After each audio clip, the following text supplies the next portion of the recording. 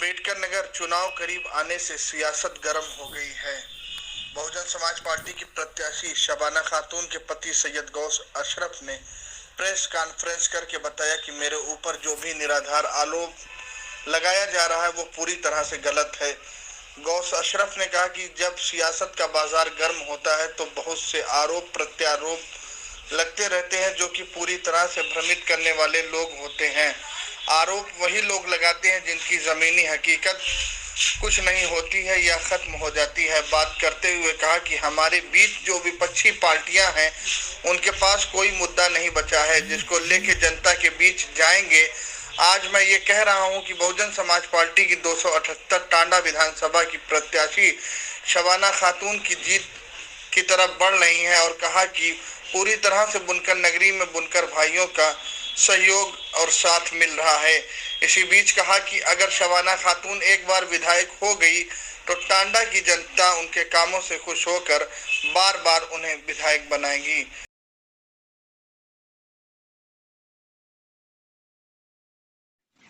जैसा कि आप लोग जान रहे हैं, चुनावी माहौल धीरे धीरे गर्म हो चुका है और जब चुनावी माहौल गर्म होता है तो बहुत से आरोप और प्रत्यारोप भी शुरू हो जाते हैं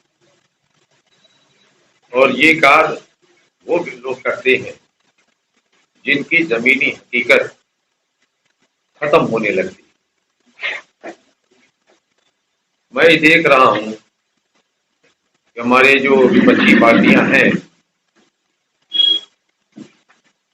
उनके पास अब वो जमीन नहीं रह गई है कि अपनी नीयत को और अपनी नीतियों को आम जनमानस तक पहुंचा सके। आज बहुजन समाज पार्टी की प्रत्याशी श्रीमती शबाना खातून 278 टांडा विधानसभा से ऐतिहासिक जीत की तरफ अग्रसर है। विपक्षी पूरी तरह से हताश और निराश है।